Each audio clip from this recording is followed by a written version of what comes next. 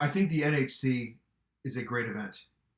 I've been lucky enough to compete in it 5 times, and I've even been out to the NHC without a seat just to be around my friends and spend time with other horse players. And I would hate it if something bad happened to the NHC. I really would, because I think it's a tremendous event and a great experience. I think everybody should try to get out there and take part. And I also think that Holly and Michelle, who work so hard and are really sweet people, I think it's unfortunate that they're kind of caught up in this because I don't think it's what they're doing, at least as I understand everything. And those are kind of my thoughts. I also have another thought, which will make more sense in a minute. But I think when someone has the responsibility of protecting and even growing a business asset, and I think we can all agree that the NHC is a business asset to the NTRA. I think sometimes they're put in a position where they either have to make statements that aren't entirely true, or they have to just outright lie. And I don't think that when a man does that, I don't think it's an indictment on his character. I certainly, in my life, in business, have had to make statements that perhaps were not 100% accurate. And, I don't think that's a statement on me. Maybe it is. Maybe you do think it is a statement on me. But I like to think that, all is fair in love, war, and business. And as long as nobody's getting hurt, and, if your job is to promote the interest of your employer or of the asset that you represent, you know what? Sometimes in business, things have to happen. Having said all of that, getting that out of the way, I don't believe some of the statements that have been made by the NTRA about this recent incident. My belief is that the reason the names of the 3 suspended players were withheld initially is because the NTRA knew that if the names got out there, that there would be immediate calls for the redistribution of prize money, and for whatever, logistical reasons, legal reasons, etc., the NTRA knew that the redistribution of that prize money would be at their expense. And they didn't want to have to face that.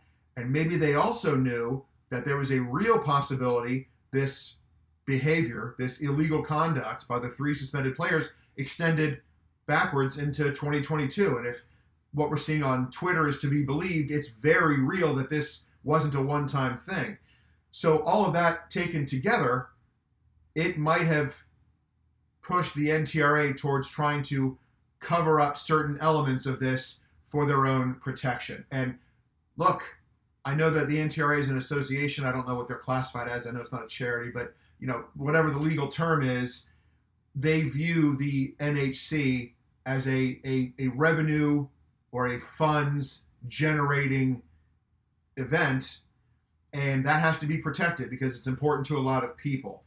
And I think that's why the full story did not come out initially. I think it's all about money. And I just think the statement wasn't completely accurate. I think the plan was to keep that hidden and not have to pay out any money out of pocket. I also think that the 3 suspended players should be banned for life, not just from the NHC, not just from contests that involve NHC seats, which that seems like that should be easy to do as well, but from all handicapping contests. I just don't think they can be allowed to compete because they have demonstrated a willingness to break the rules in an attempt to win money. And that would call into question the integrity of any event that they are ever taking part in. So I think that should be an easy next step. I also think when you consider the punishment handed down to Jonathan Kinchin, which frankly I think was fair, and I like Jonathan, the fact that these 3 guys got the same punishment as Jonathan is absurd. I think any objective person would agree with that. And I think that's probably what's going to come next from this, honestly. I'd also like to know, given how not sophisticated this criminal endeavor was on the part of the 3 suspended players, what the NTRA is actually able to monitor. One of the statements I read today from them says something to the effect of, we'll continue to strive for the, fair playing field and the integrity of the event, move towards improving. And I think the statement implied something like, we're already doing certain things, we'll try to advance this and do even more. What are they doing now?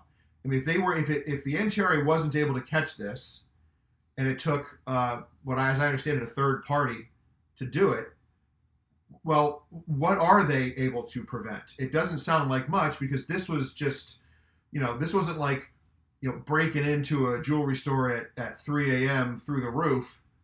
This was like going through the front door at noon with a sledgehammer and smashing up a bunch of cases. You know what I mean? This is like right in everybody's face. Should not have been that hard to uncover. So I think those are the remaining questions. How far back does this go? Did the NTRA do things to try to soften the blow or cover up the severity? I saw something on Twitter, which may not be true, that the 2020 PICS data, the 2022 NHC PICS data was either temporarily removed from the website or maybe completely gone, and someone found it some other way, and that's how it was uncovered that perhaps this has taken place before 2023. I think if that's true, and it's starting to look like maybe it is, now we've got an even more, we already have a serious issue. If it looks like the NTRA was doing things to try to hide things from the public, the other competitors, the people who are paying for this, now we're talking about the doomsday scenario. And I don't think that's something the NHC can recover from.